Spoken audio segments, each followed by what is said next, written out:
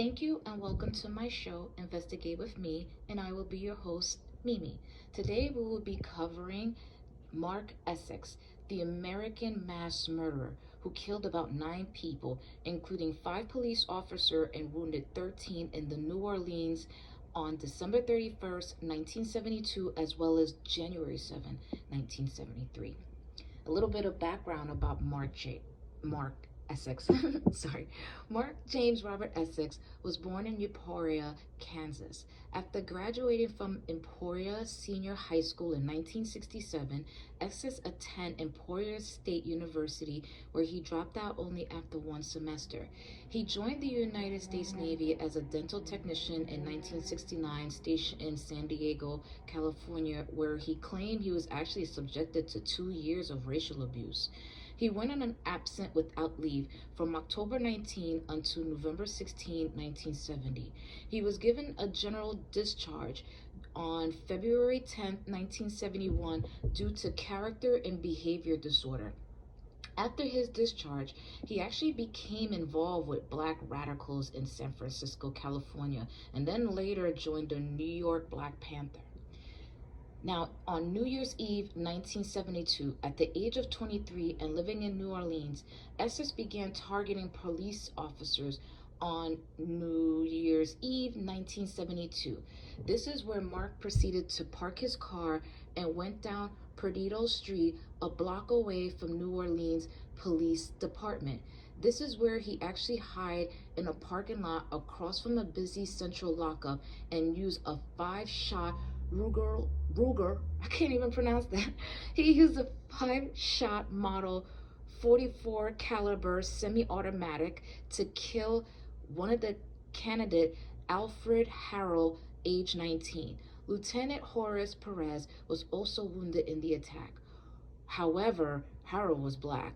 Although Essex had claimed that he was going to kill just these honkies, he began his murderous attack. He then carried a Colt 38 caliber revolver, which was actually on his possession, where Essex then began to be taken into custody by jumping a chain link fence and running across 110 while setting off firecracker as a diversion. Mark then began to run into a town, an area renowned for high crimes and hostilities towards cops. In this town, Jerktown, is where Mark broke into a Burkhat building, a warehouse and a manufacturing plant on the corner of South Gayosor. Upon entering the building, an alarm actually alerted the police of about a break-in in the business. A dog unit of Officer Edwin and Harold actually responded to the call, not realizing the connection of the break-in to the attack on the central lockup. When Officer Hazel went to his German Shepherd out to the back seat of the car, that's where Mark began to shot him in the back. Mark then started shooting the car, shattering the windshield. Officer Balpert then crawled across the front seat of the radio and called for backup. That's when the officer then fired about 4 shots at the spot where he saw a muzzle flash from Mark's rifle, but then he decided to pull his partner onto the front seat of the car and waited for backup. When the backup arrived, they sent 2 dogs into the building in search for Mark, but Mark then escaped. So Officer Halsey had actually died of his injuries on March 5th, 1973. January 7, 1973. At 10:15 a.m. on January 7, 1973, Mark actually shot a grocer named Joe with his 44 Magnum and next hijacked Marvin as he sat in a 1968 Chevrolet outside of his house on the South White Street. Mark then drove Albert's stolen vehicle downtown to Howard Johnson Hotel. Once he got to the hotel, to the Howard Johnson on 33 Loyal Avenue in New Orleans Central Business District, across the street from the City Hall and as well as the Orleans Civil District Court. After hitting a startled motorist in the parking lot, Mark began to climb the stairs only to find the fire doors locked on the floor at the floor. Gaining entry from the fire stairway on the 18th floor at the top of the building, Mark startled three Howard Johnson employees, all who happened to be African American. Mark told them not to worry, James Robert as he was Essex only was here to born kill in the white people. The employees then notified the authorities.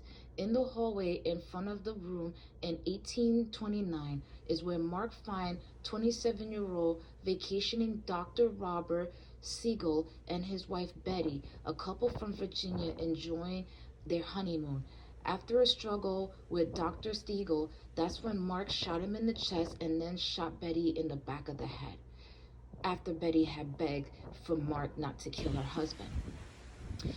The Siegels both died of injuries. In the room, he soaked the telephone book with a lighter fluid and set a blaze under the curtain. Mark then dropped a Pan-African flag onto the floor beside the body of the couple he had left. On the 11th floor, Mark shot his way up to several floors and then set other places or rooms on fire. On the 11th floor, he shot Frank, the hotel assistant manager, and shot Walter Collins, the hotel general manager. Collins later died in a hospital 3 weeks later after the result of the gunshot wounds. The police and fire department quickly arrived.